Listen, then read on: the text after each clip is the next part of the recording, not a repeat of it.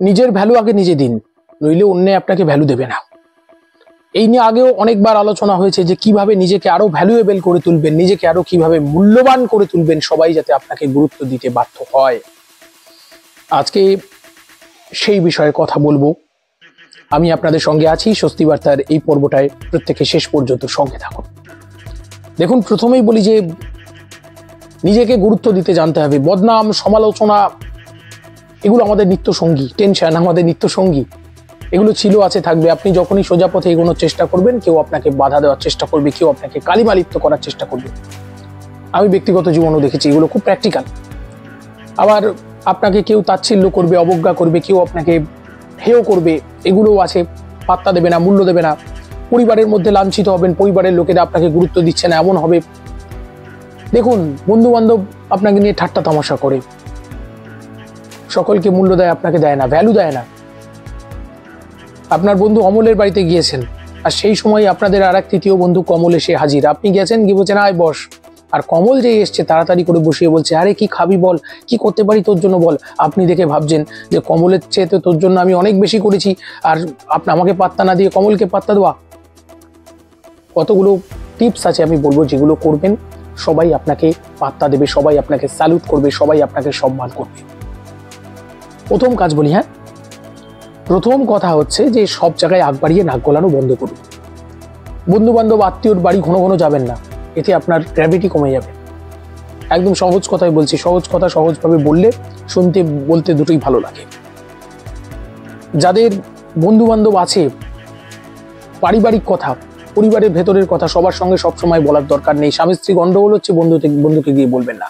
বাড়ির মধ্যে টাকা পয়সা নিয়ে একটা ঝামেলা হচ্ছে, বাবার সঙ্গে ঝামেলা হচ্ছে, যেটা কার সঙ্গে, পরিবারের যে কোনো গোপন কথা বাইরের লোককে কখনো শেয়ার করবেন না। মনে রাখবেন, আজকে যে বন্ধু, সমীকরণ পাল্টাতে সময় লাগবে না, মুহূর্তে শত্রু হয়ে যেতে পারে। বা আপনি যাকে বিশ্বাস করে একটা কথা বলছেন, সে বাইরে এটা নিয়ে গসিপিং করতে পারে। সাবধান বন্ধু, খুব খুব সাবধান, আজকে যুগ বদলে গেছে। এরপরে আসি, নিজের ভ্যালু বাড়ানোর জন্য হাসি মুখে চলা। কেউ আপনার বদনাম করছে, নিন্দা করছে, বাজে কথা বলছে, তার মধ্য দিয়েও হাসি মুখে চলতে হবে। হাসি মুখে চলুন, হাসতে হাসতে বলুন, আর সামনের দিকে এগিয়ে চলুন।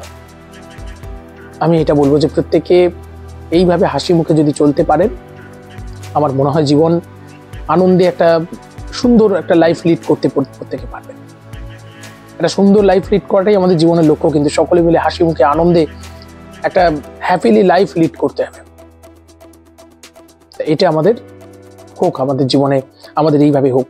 আর কি, সব কথা সবাইকে বলা নয়, কিছু কথা নিজের, কিছু কথা গোপন, ব্যক্তিগত রাখা উচিত, আমাদের মধ্যেই রাখা উচিত।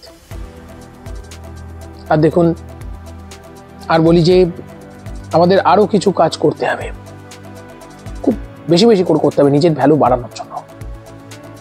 একটি জায়গায় প্রতিদিন নিয়ম করে বসুন, বসে শ্বাস নিন, ছাড়ুন, নিন, ছাড়ুন, 5 মিনিট করে রোজ করবেন। এতে আপনার ভ্যালু বাড়বে, সমাজে বাড়বে। সামাজিক অনুষ্ঠানগুলোতে অংশগ্রহণ করবেন, সকলের সঙ্গে খোলামেলাভাবে কথা বলবেন। আপনি অনেক পণ্ডিত হন, অনেক বড় চাকরি করুন, অনেক টাকা পয়সা থাকুক, কোনো অসুবিধা নেই, ওই বাঘ ভাল্লুক সেজে ঘুরবেন না। এগুলো করলে দেখুন সবাই আপনাকে স্যালুট করবে, সবাই আপনাকে সম্মান করবে। মুখে হাসি আর বুকে ক্ষমা, দয়া, ভালোবাসা এগুলো থাকলে সবাই অটোমেটিক সম্মান করবে। হ্যাঁ, আপনাকে ভুল বুঝতে পারে, সেই ভুল বোঝাটা সাময়িক, তারপর দেখবেন সমস্ত ভুল বোঝা ঠিক বোঝা হয়ে গেছে। আমি এগুলো বলবো প্রত্যেককে, যারা স্বস্তি বার্তা দেখেন, যারা স্বস্তি বার্তা দেখছেন, প্রত্যেককে অভিনন্দন, শুভেচ্ছা।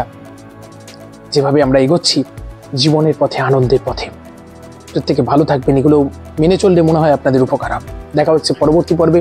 সঙ্গে থাকুন, স্বস্তি বার্তার সঙ্গে থাকুন।